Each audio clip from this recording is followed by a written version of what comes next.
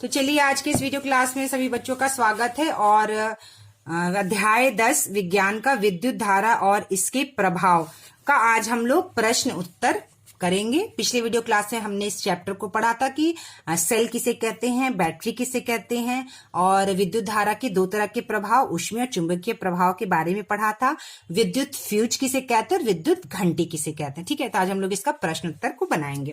तो देखिए बच्चों, पहला प्रश्न है विद्युत धारा के किन्हीं दो प्रभावों का उपयोग बताइए। ठीक है, विद्युत धारा के किन्हीं दो प्रभावों का उपयोग बताइए। तो विद्युत धारा के बच्चों दो तरह का प्रभाव होता है, हमने पिछले वीडियो क्लास में पढ़ा था, एक ऊष्मीय प्रभाव और एक चुंबकीय प्रभाव।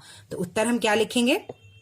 उत्तर एक। प्रश्न नहीं लिखा है मैंने, डायरेक्ट उत्तर लिखा है। उत्तर एक, विद्युत धारा के प्रभावों का उपयोग निम्नलिखित है। क्या है?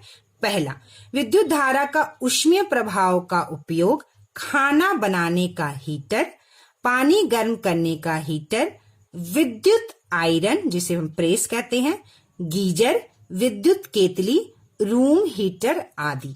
ठीक है। दूसरा, विद्युत धारा का चुंबकीय प्रभाव का उपयोग विद्युत घंटी, टेलीफोन आदि। ठीक है, तो विद्युत घंटी में विद्युत धारा का चुंबकीय प्रभाव होता है और टेलीफोन में भी विद्युत धारा का एक प्रकार का चुंबकीय प्रभाव पाया जाता है। ठीक है।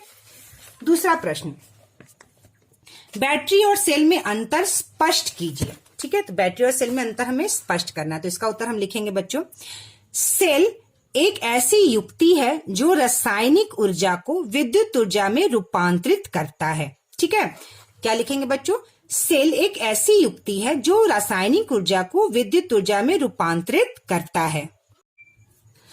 जब दो या दो से अधिक सेलों को इस प्रकार रखा जाता है कि एक सेल का धन टर्मिनल दूसरे के ऋण टर्मिनल से जुड़ा रहे तो बैटरी कहलाता है। सेल में दो टर्मिनल होते हैं, धन टर्मिनल और ऋण टर्मिनल। तो यह इस दूसरे प्रश्न का उत्तर होगा। ये वाला जो पॉइंट है, आप इसके बाद जो है, इसके बाद ये वाला पॉइंट डायरेक्ट लिखकर भी आप ये वाला पॉइंट लिखिएगा। ठीक है, यहाँ पर ये एक लाइन जो है छूट गया था तो मैंने इसको नीचे लिख दिया है। तो इसका उत्तर हम कैसे लिखेंगे फिर से बता देती हूँ। सेल एक ऐसी युक्ति है जो रासायनिक ऊर्जा को विद्युत ऊर्जा में रूपांतरित करता है। सेल में क्या होता है बच्चे? एक तरह का केमिकल होता है, रसायन होता है। ठीक है, उसी रसायन से जो है विद्युत यानी कि करंट बनता है। तो सेल से क्या होता है? रासायनिक ऊर्जा विद्युत ऊर्जा में रूपांतरित होता है।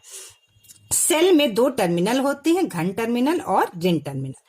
और उसके बाद लिखेंगे, इसको लिखने के बाद ये, इसके बाद ये लिखेंगे। जब दो या दो से अधिक सेलों को इस प्रकार रखा जाता है कि एक सेल का धन टर्मिनल दूसरे के ऋण टर्मिनल से जुड़ा रहे तो बैटरी कहलाता है। तो यह हो गया हमारा दूसरे प्रश्न का उत्तर। चलिए अब हम लोग तीसरा प्रश्न देखते हैं बच्चों। जब किसी सुई चुंबक को विद्युत धारा प्रवाहित तार के समीप लाने पर वह उत्तर दक्षिण की दिशा में विक्षेपित हो जाती है, क्यों? ठीक है, तो सबसे पहले मैं बता दूं बच्चों, जो चुंबकीय सुई होता है, चुंबक जो सुई होता है वह एक प्रकार का चुंबक जो है उसमें दो ध्रुव होते हैं। ठीक है, एक दक्षिण ध्रुव होता है और एक, चलिए मैं उसको उत्तर ही बता देती हूँ, उत्तर ध्रुव होता है। दो ध्रुव होते हैं, एक दक्षिण ध्रुव और एक उत्तर ध्रुव।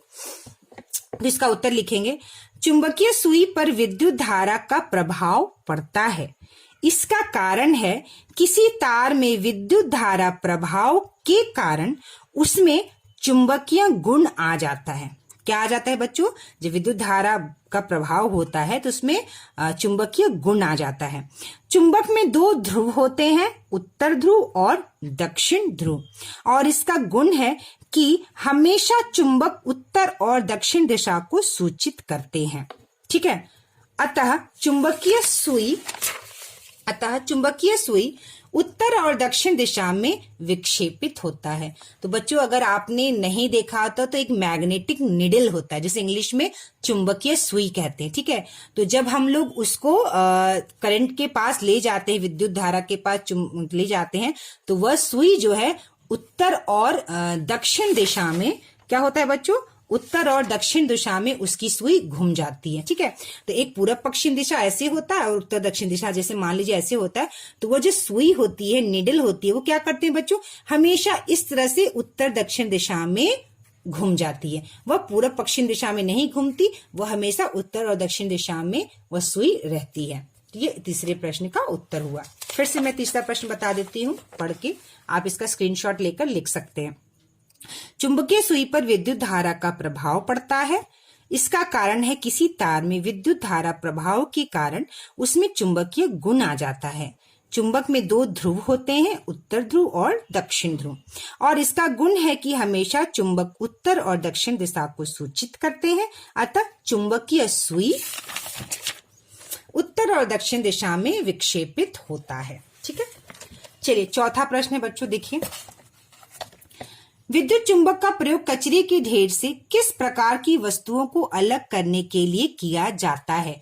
तो सबसे पहले बच्चों कि जो कचरा का जो ढेर होता है वहां मशीनों से चुंबक का प्रयोग करके कचरे को अलग किया जाता है। तो उसमें जो लोहा होता है, लोहे के सामान होते हैं, उसे उस चुंबक के सहारे हम क्या करते हैं, लोहे के जितने भी सामान होते हैं या ऐसे सामान जो चुंबक की तरफ आकर्षित होते हैं, वह अलग कचरे के ढेर से कर दिए जाते हैं। तो इसका उत्तर हम क्या लिखेंगे बच्चों? विद्युत चुंबक का प्रयोग कचरे के ढेर से चुंबकीय वस्तुएं, ठीक है, चुंबकीय वस्तुएं मतलब जो चुंबक से चिपक जाती है। जैसे मान लीजिए मैंने आपको बताया था जो हम पेन, कपड़े का पेन जो यूज करते हैं, या चाबी हो गया, ताला हो गया, इस तरह की जो सामान, लोहा का सामान हो गया, ये सब चुंबक में चिपक जाता है, ये चुंबकीय वस्तुएं कहलाती हैं। ठीक है, तो विद्युत चुंबक का प्रयोग कचरे के ढेर से चुंबकीय वस्तुएं जैसे लोहे को अलग करने के लिए किया जाता है। ठीक है, तो ये चौथा प्रश्न का भी उत्तर हो गया, आप इसका स्क्रीनशॉट ले सकते हैं। चलिए बच्चों, अब देखते हैं पांचवा प्रश्न, रिक्त स्थानों की पूर्ति कीजिए। ठीक है, क्या करना है बच्चों? रिक्त स्थानों की पूर्ति कीजिए। तो हम लोग यहाँ लिखते हैं, पढ़ते हैं प्रश्न क्या है। चलिए, पहला क, विद्युत धारा के ऊष्मीय प्रभाव पर आधारित सुरक्षा युक्ति को क्या कहते हैं बच्चों? मैंने पढ़ाया था, क्या कहते हैं सुरक्षा युक्ति को? फ्यूज कहते हैं। क्या कहते हैं बच्चों? फ्यूज। क्या कहते हैं बच्चों? फ्यूज कहते हैं। ठीक है, दो या दो से अधिक सेलों के संयोजन को क्या कहते हैं बच्चों? हम दो या दो से अधिक सेलों के संयोजन को हम बैटरी कहते हैं। विद्युत सेल के प्रतीक में लंबी रेखा उसके क्या होता है बच्चों? लंबी रेखा उसके नेगेटिव टर्मिनल को उसके पॉजिटिव यानी कि घन टर्मिनल, क्या लिखेंगे? देखिए बच्चों, यहाँ पे मैंने आपको बताया था घन टर्मिनल और नेगेटिव ऋण टर्मिनल। तो देखिए यहाँ पे लंबी जो रेखा है, आप यहाँ पर देख सकते हैं, एक मोटी एवं छोटी तथा पतली एवं लंबी रेखा समांतर है। विद्युत सेल में घन टर्मिनल तथा ऋण टर्मिनल होता है। विद्युत सेल के प्रतीक में लंबी रेखा, देखिए लंबी रेखा घन टर्मिनल, लंबी रेखा कौन सी होती है बच्चों? घन टर्मिनल। तो यहाँ पे उत्तर में क्या लिखेंगे हम बच्चों? लंबी रेखा उसके घन टर्मिनल, लंबी रेखा उसके घन टर्मिनल को निरूपित करती है। चलिए, घ, जब किसी यहाँ पे दो बार किसी को काट दीजिए। ठीक है, जब किसी विद्युत हीटर के स्विच को ऑन किया जाता है तो उसकी डैश तप्त होकर लाल हो जाती है। तो क्या तप्त होकर लाल हो जाती है बच्चों? उसका एलिमेंट, यहाँ पे हम लिखेंगे बच्चों एलिमेंट। क्या लिखेंगे बच्चों? एलिमेंट। ठीक है, जब किसी विद्युत हीटर के स्विच को ऑन किया जाता है तो उसकी एलिमेंट तप्त होकर लाल हो जाती है। विद्युत हीटर, देखिए यहाँ मैंने पढ़ाते समय पिछली वीडियो क्लास में आपको एलिमेंट, देखिए एलिमेंट हीटिंग कॉइल कहते हैं, वह लाल होकर गर्म हो जाता है एलिमेंट। ठीक है, चलिए अब है अंग, ये वाला देखते हैं। बल्ब का डैश तप्त होकर प्रकाश देता है। तो क्या देखता है बच्चों? बल्ब का तंतु, जिसे हम कहते हैं, ये देखिए यहाँ पर इसका उत्तर, बल्ब का तंतु। ठीक है, यहाँ पर ये देखिए, बल्ब तारों के बीच एक महीन विशेष प्रकार के प्रकार की तंतु फिलामेंट लगी होती है। तो आप तंतु भी लिख सकते हैं और फिलामेंट भी लिख सकते हैं। ठीक है, तंतु भी लिख सकते हैं और फिलामेंट भी लिख सकते हैं। तो यहाँ पर हम ब्रैकेट में दोनों लिख देंगे, तंतु, और आप ब्रैकेट में यहाँ पे लिख सकते हैं बच्चों फिलामेंट। ठीक है, बल्ब का तंतु फिलामेंट तप्त होकर प्रकाश देता है। ठीक है, तो ये हो गया हमारा पांचवा रिक्त स्थान की पूर्ति। अब है हमारा छठा प्रश्न बच्चों। निम्नलिखित कथन सत्य असत्य है, इसको बताना है।